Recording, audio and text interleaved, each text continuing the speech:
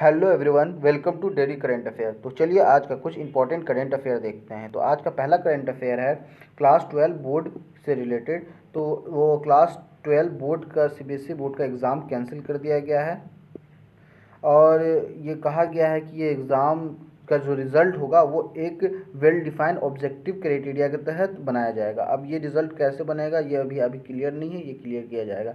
ये prime minister ने हमारे कहा है कि ये जो एग्ज़ाम कैंसिल किया गया है ये स्टूडेंट के इंटरेस्ट में है और जो भी हमारे जो स्टूडेंट्स हैं उनकी हेल्थ और सेफ्टी ज़्यादा इम्पॉर्टेंट है एग्ज़ाम से। हम अपने बच्चों के हेल्थ और सेफ्टी से कोई भी कंप्रोमाइज़ नहीं करना चाहते। और उन्होंने ये भी कहा कि जो एंग्जाइटी स्टूडेंट्स, पेरेंट्स और टीचर के बीच में थी वो ख़त्म होनी चाहिए, वो ख़त्म होगी अब। और उन्होंने ये भी कहा कि हम अपने स्टूडेंट्स को एग्ज़ाम में अपीयर करने के लिए फोर्स नहीं कर सकते इस स्ट्रेसफुल सिचुएशन में। ठीक है, तो ये आप देख सकते हैं कि ये मीटिंग हुई है जिसमें हमारे प्राइम मिनिस्टर जी हेड कर रहे हैं मीटिंग को, और जितने भी यूनियन मिनिस्टर्स हैं, इंपॉर्टेंट जो यूनियन मिनिस्टर है, कैबिनेट मिनिस्टर, इस मीटिंग में शामिल थे। चलिए आगे का कुछ करंट अफेयर देखते हैं। तो जल जीवन मिशन के तहत वेस्ट बंगाल को लगभग 7,000 करोड़ रुपया ग्रांट किया गया है। ठीक है, ये जो पहली बार ग्रांट किया गया था उससे वो 4 टाइम्स ज़्यादा है। तो देखते हैं डिटेल में इसको। जो पैसे एलोकेट किए गए हैं वो है 6,998.97 करोड़। ठीक, और जो 1920 में किए गए थे वो थे 995.33 करोड़। और उसके बाद जो किए गए थे 2021 में वो किए गए थे 1,614.8 करोड़ रुपये।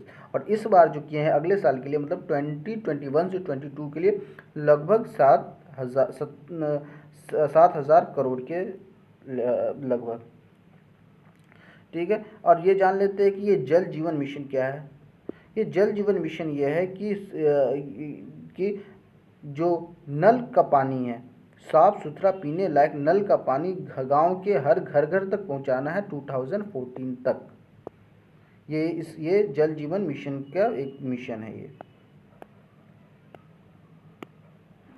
हमारे जो एग्रीकल्चर मिनिस्टर है नरेंद्र सिंह तोमर, उन्होंने कहा है कि एग्रीकल्चर जो है वो हमारे सेल्फ रिलायंट, मतलब आत्मनिर्भर और डिजिटल बनाने में बहुत ज़्यादा कारीगर है।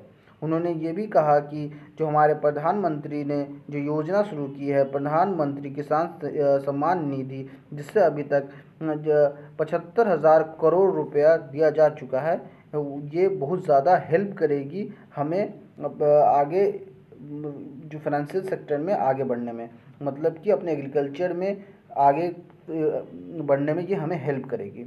ये चीज़ उन्होंने तब कहा जब वो एमयू साइन कर रहे थे किसके साथ, 4 इंस्टीट्यूट के साथ। ठीक है, अब वो 4 इंस्टीट्यूट के साथ कौन कौन इंस्टीट्यूट है उसके साथ जो एमयू साइन कर रहे थे वो, उसके नाम ये हैं कि वो पतंजलि ऑर्गेनिक रिसर्च इंस्टीट्यूट के साथ, ये Amazon web service ESRI India private limited, agri Bazaar India private limited के साथ वो एमयू साइन किए थे। उन्होंने अलग अलग इंस्टीट्यूशन के साथ एमयू साइन किया। और देखते हैं कि ये एमयू किसके साथ किस काम के लिए किया है। तो जो ESRI के साथ उन्होंने किया है वो क्या करेगी, सेट करेगी और लॉन्च करेगी क्या, नेशनल एग्रीकल्चर हब को। ठीक है, और जो अमेज़ॉन वेब सर्विस है वो क्या करेगी, क्रिएट करेगी डिजिटल सर्विस और इनोवेशन करेगी। क्या करेगी कि ये एग्रीकल्चर, डिजिटल एग्रीकल्चर को में डिजिटल सर्विस को इनोवेट करेगी और डिजिटल एग्रीकल्चर को में चैन वैल्यू ऐड करेगी। जो एग्रीकल्चर बाज़ार है वो कोलैबोरेट करेगा डिपार्टमेंट ऑफ एग्रीकल्चर से, और वो किस किस 3 स्टेट में, उत्तर प्रदेश, ये MP मतलब मध्य प्रदेश और राजस्थान में। और जो पतंजलि है वो क्या करेगी कि जो एग्रीकल्चर मैनेजमेंट है और फार्मर सर्विस है उसमें उनको हेल्प करेगी। ये 3 डिस्ट्रिक्ट में करेगी, किसमें, हरिद्वार उत्तराखंड में है, हमीरपुर उत्तर प्रदेश में है, और मोरिना मध्य प्रदेश में है, तो इसमें ये हेल्प करेगी। चलिए नेक्स्ट करंट अफेयर देखते हैं। जो ऑस्ट्रेलिया और इंडिया कॉपरेट और कोलैबोरेट करेगी किसमें, एग्रीकल्चर फील्ड में। इसके लिए हमारे जो एग्रीकल्चर मिनिस्टर हैं नरेंद्र सिंह तोमर और ऑस्ट्रेलिया के मिनिस्टर एमपी ने मीटिंग की, वर्चुअल मीटिंग की, और इस पर रिव्यू किया गया हमारे कोलैबोरेशन इस फील्ड में, मतलब एग्रीकल्चर के फील्ड में। जो नीति आयोग के मेंबर है, जो हेल्थ डिपार्टमेंट संभालते हैं नीति आयोग में, उनका नाम डॉक्टर वीके पॉल है। उन्होंने कहा है कि हमारे पास इतना मतलब कोई भी कमी नहीं है इंफ्रास्ट्रक्चर की, अगर बच्चे को कोविड-19 होता है। अगर 2 से 3% बच्चे को अगर होता भी है, 2 से 3% बच्चे को ही हॉस्पिटलाइज करने की ज़रूरत पड़ेगी, और जो गाइडलाइंस होगी कोविड-19 के लिए बच्चों के लिए, वो जल्दी ही निकाली जाएगी। जो सेंट्रल गवर्नमेंट ने बच्चों के लिए पीएम केयर फॉर चिल्ड्रन करके प्लान लाया है, जिसमें उन्होंने 10 लाख तक के बच्चों को मदद करने की बात की है, हेल्थ इंश्योरेंस देने की बात की है, उसको एजुकेशन देने की बात की है। उसके लिए पटिशन गया सुप्रीम कोर्ट में, और तो सुप्रीम कोर्ट ने कहा है कि आपने सिर्फ ये अनाउंसमेंट कर दिया है कि उसके डिटेल्स और उसके प्लान्स कहाँ हैं, उसके बारे में हमें बताइए। ये तो ऐसा नहीं है कि आपने ऐसे बोल दिया, अभी कोई ऐसा डिटेल और प्लान नहीं है, तो उसके बारे में सुप्रीम कोर्ट ने पूरा डिटेल मांगा है। हाई कोर्ट ने कहा है कि सेंटर को अपने प्रायोरिटी अपने यंग पॉपुलेशन पे भी देना चाहिए, क्योंकि यंग पॉपुलेशन बहुत इंपॉर्टेंट पॉपुलेशन है, वर्किंग पॉपुलेशन है, उसके लिए अपनी प्रायोरिटी देनी चाहिए। झारखंड, उड़ीसा, और आपने कल की न्यूज़पेपर में देखा था कि केरला के भी चीफ मिनिस्टर ने कहा था कि सेंट्रल को प्रोक्योर करना चाहिए वैक्सीन और स्टेट्स को देना चाहिए। डीयू ने कहा है कि अब सीबीएसई जो भी मैकेनिज्म सेट करेगी मेरिट लिस्ट के लिए, हम उसके ही हिसाब से अब एडमिशन लेंगे, ये डीयू के वाइस चांसलर ने कहा है।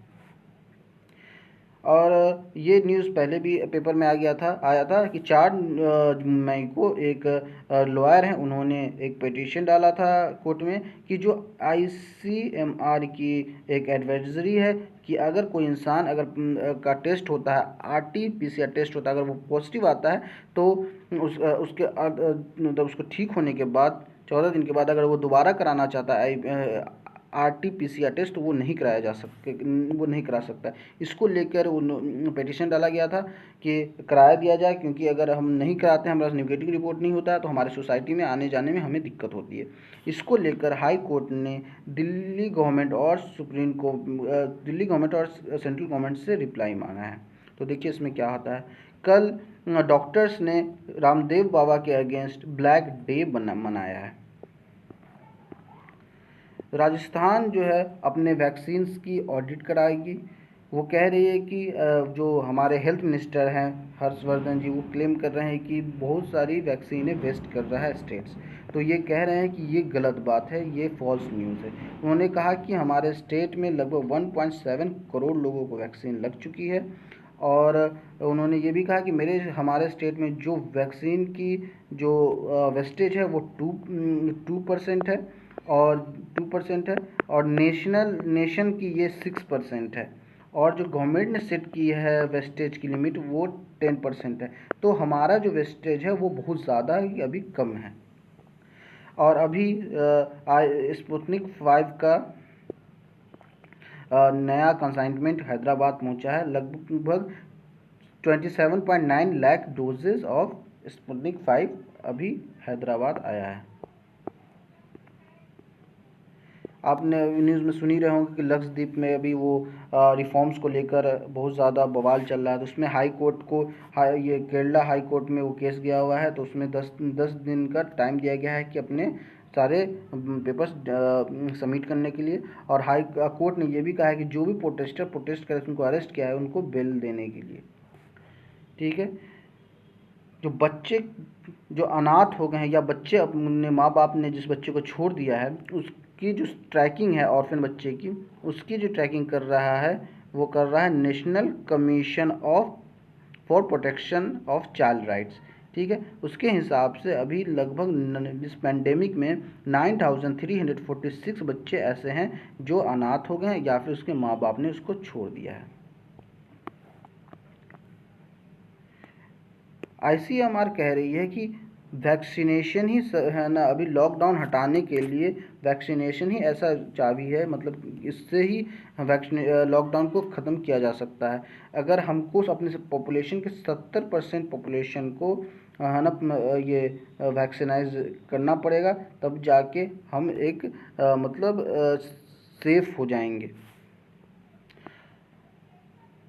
अभी न्यूज़ में आया है कि जो डेनमार्क है उसने एक रिपोर्ट निकाला है, उसने कहा है कि 2012 से लेकर डेनमार्क यूएसए और डेनमार्क की एजेंसी स्पाई कर रही थी यूरोपियन यूनियन के लीडर्स पे। तो उस पर रिपोर्ट आया है, उस पर बहुत ज़्यादा बवाल हो गया है और जितने भी यूरोपियन देश है वो इस पर जवाब मांगा है यूएस और डेनिस स्पाई से। तो चलिए आज के लिए कुछ इतना ही। आई होप आपको अच्छा लगा होगा। अगर अच्छा लगा है तो लाइक करें, अच्छा नहीं लगा है तो डिसलाइक करें। अगर डिसलाइक कर रहे हैं तो बताएं कि क्या दिक्कतें हैं, क्या गलतियां हैं, हम उसको सुधारने की कोशिश करेंगे। Please subscribe to my channel. Thank you so much.